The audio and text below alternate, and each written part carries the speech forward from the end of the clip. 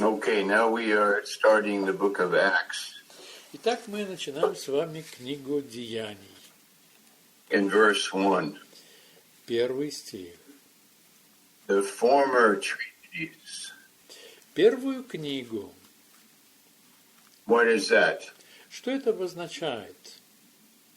That's the Gospel of Luke. Это относится к Евангелию от Луки. That the writer of Acts has also written the book of the Gospel of Luke. Что автор книги Деяний, он же и тот, кто написал Евангелие от Луки.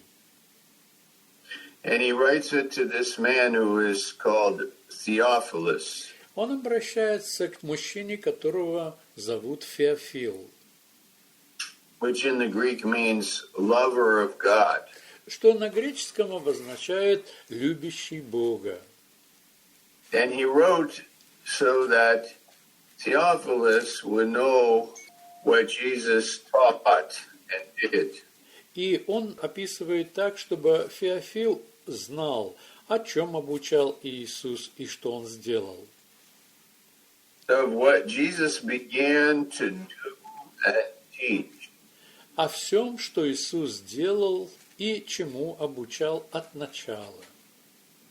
Notice the order of those two words. What Jesus began to do and then teach. Обратите внимание на порядок этих двух слов, что Иисус делал и чему обучал. That's important. Это важно.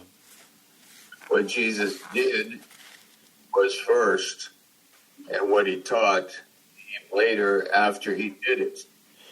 То, что делал Иисус, это было первое, и второе, то, чему он обучал после того, как он делал.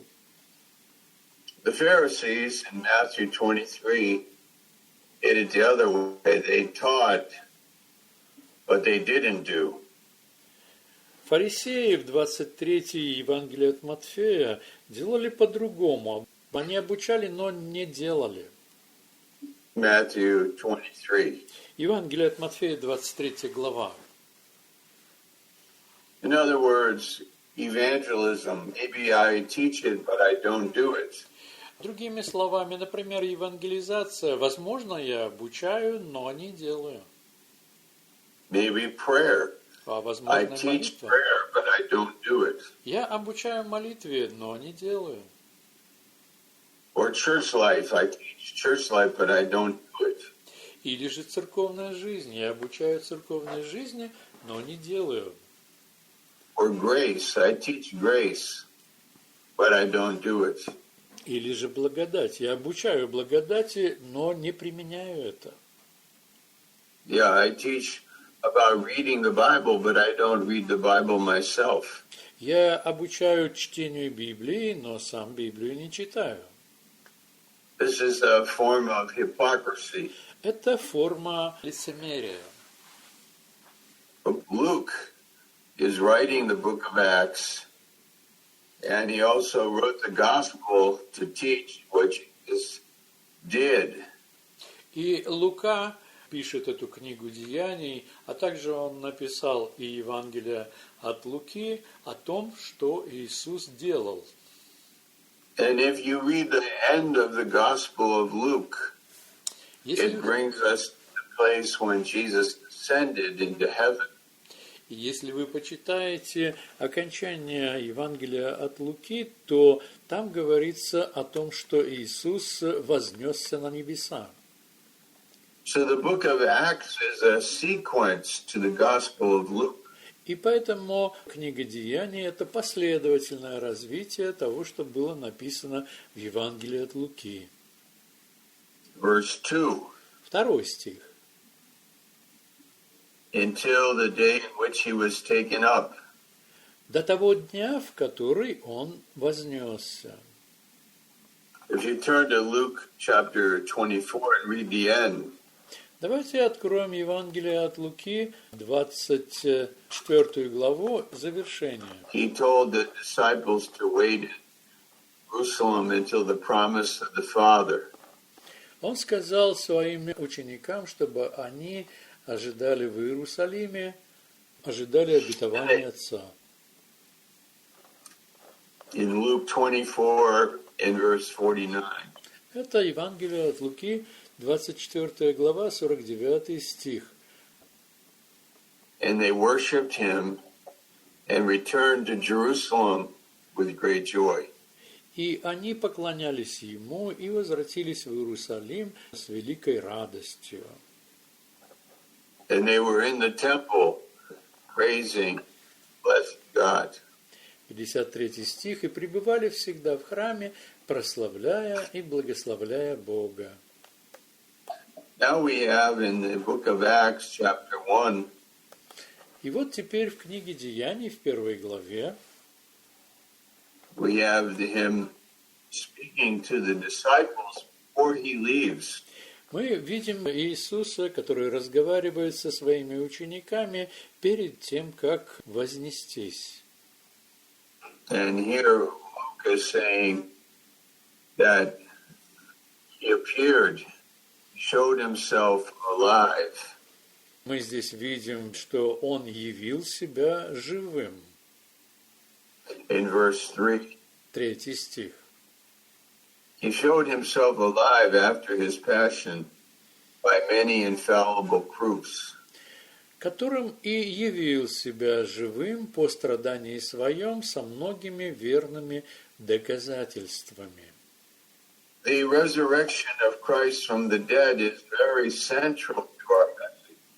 Воскресение Иисуса из мертвых занимает центральное место в нашей жизни.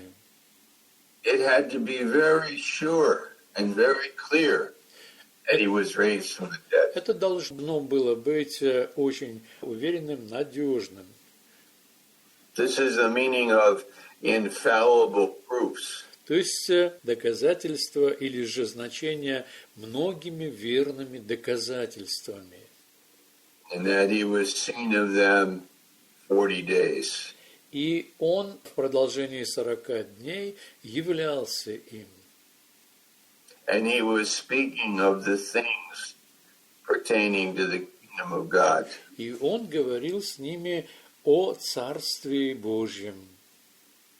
That this is clear. 40 days after the resurrection, he's teaching them many things about the kingdom of God. Итак, совершенно четко здесь говорится о том, что 40 дней после его воскресения он обучал своих учеников, говоря о Царстве Божьем.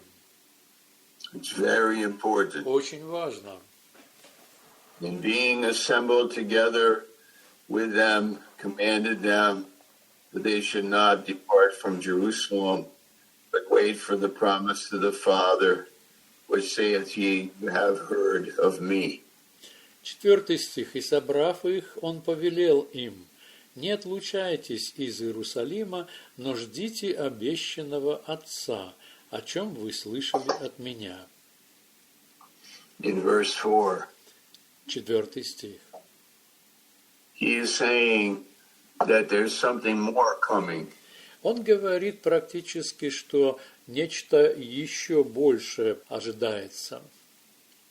I am leaving, but the Holy Spirit is coming. Я ухожу, но приходит Святой Дух.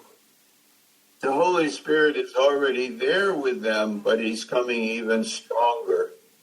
Святой Дух уже вместе с ними, но его пришествие будет еще более сильным. In verse 4, 4 стих. being assembled together, commanded them that they should not depart from Jerusalem. И, собрав их вместе, он повелел им, не отлучайтесь из Иерусалима. They were not to run away from the opposition. Они не должны были убегать от тех, кто преследует их.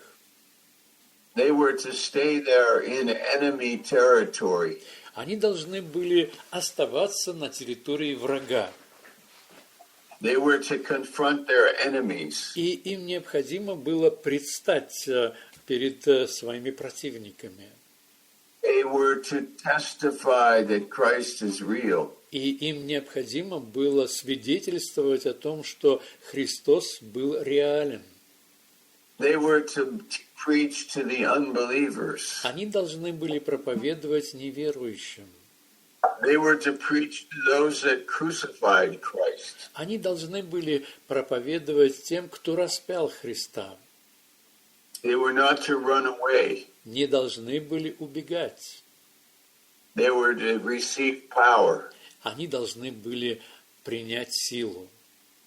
And when they received power, they were going to be able to be in the presence of their enemies. И когда они примут силу, то они смогут быть, имея эту силу, в присутствии их врагов.